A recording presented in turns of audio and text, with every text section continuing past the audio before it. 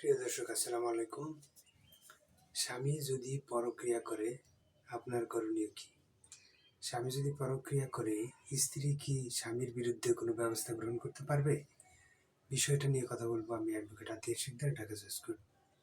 Actually একজন স্ত্রী যখন জানতে পারে যে তার স্বামী পরক্রিয়া লিপ্ত, তার পৃথিবীটাই ভেঙে পড়ে।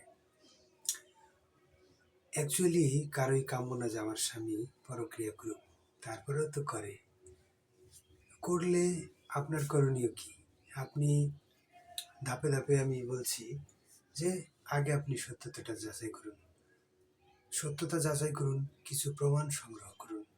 কেননা আপনি যদি ভবিষ্যতে কোনো পদক্ষেপ নিতে চান, ভবিষ্যতে পদক্ষেপের জন্য যদি আপনাকে প্রমাণ করা লাগতে পারে, তখন কিন্তু এই ভিডিও, অডিও বা কোনো সাক্ষ্য প্রমাণ এগুলো আপনাকে হেল্প করবে।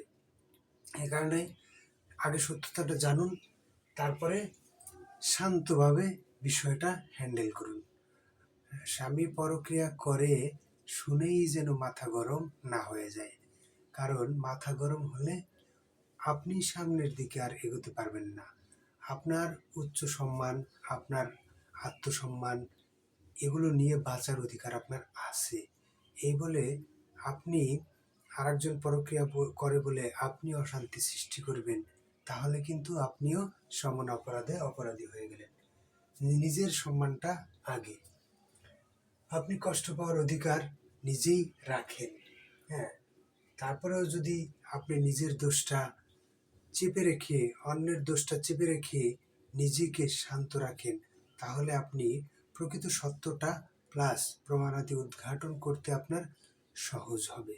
প্রমাণাদি থাকলে আপনি পরবর্তীতে পদক্ষেপ নিতে পারবেন, নিজে সিদ্ধান্ত নিতে পারবেন। এ বিষয়ে আইন কি বলে সেটা আমি একটু বলি। যদি স্বামী পরক্রিয়া করে, তাহলে আপনার মনের ভিতরে একটা ক্ষতি হয়ে গেল।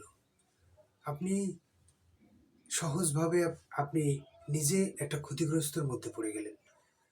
দেখা গেল প্রাথমিকভাবে স্বামীকে যতটুকু পারা যায় বোঝানো, এবং এই পথ থেকে যাতে সরে আসতে পারে যতটা সম্ভব তাকে বুঝিয়ে বলা, তাকে পথ থেকে সরিয়ে নিয়ে আসা।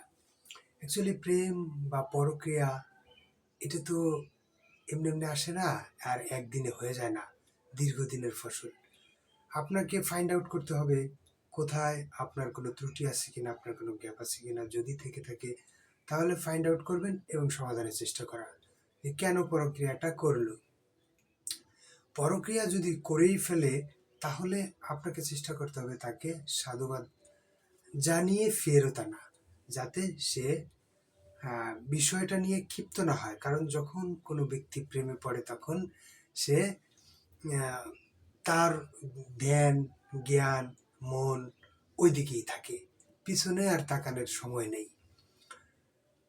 এই কারণে আপনাকে ওই পথ থেকে আনার জন্য প্রাথমিকভাবে সুন্দরভাবে, ফ্রেশভাবে আপনাকে পদক্ষেপ নেওয়া।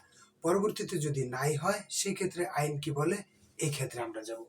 আপনি দেখা গেল অনেক ঝামেলা হয়ে গেছে, অনেক ঝগড়াঝাটি হয়ে গেছে, এই পরক্রিয়া নিয়ে মারামারি পর্যন্ত হয়ে যায়, তখন কোর্ট কাছারি এবং ডিভোর্স পর্যন্ত হয়ে যায়।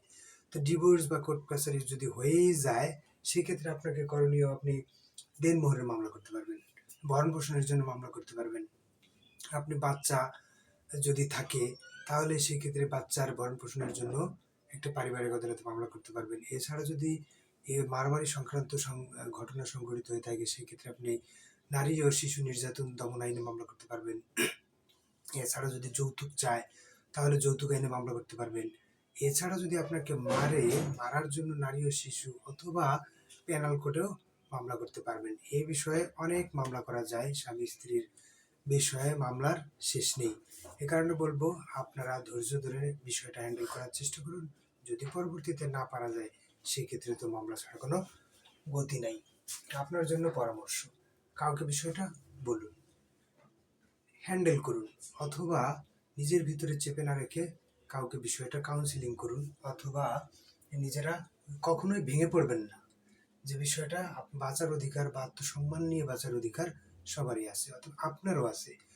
আপনার যদি একটা ঘটনা ঘটে যায় তাহলে আপনার দায় আপনাকেই নিতে হবে, আপনার কষ্টটা আপনাকেই নিতে হবে। এই কষ্টটা অন্য কেউ ভোগ করবে না। মনে রাখবেন, যদি ঝগড়া করেন তাহলে বিবাদটা বেড়েই যায়। যদি আপনি কোনো শান্ত থাকেন বা কম কথা বলেন তাহলে অপর পক্ষ অনেকক্ষণ কথা বলে কিন্তু থেমে যাবে, তার আর ভাষা থাকবে না। আপনি যদি সুন্দরভাবে জিজ্ঞেস করেন, তুমি যে পরক্রিয়া করো এই বিষয়টা আমার কি খারাপ লাগে না, সেই ক্ষেত্রে কিন্তু তার পরিষ্কারভাবে কোনো অ্যান্সার থাকবে না। অতএব আপনার প্রতি একটু হলেও বিনয় হবে। বিষয়টা নিয়ে কথা বলছি, যদি কোনো কিছু জানার থাকে তাহলে কমেন্টস করতে পারেন, জানানোর চেষ্টা করব। আজকের মতো এ পর্যন্তই। সবাইকে ধন্যবাদ। আসসালামু আলাইকুম।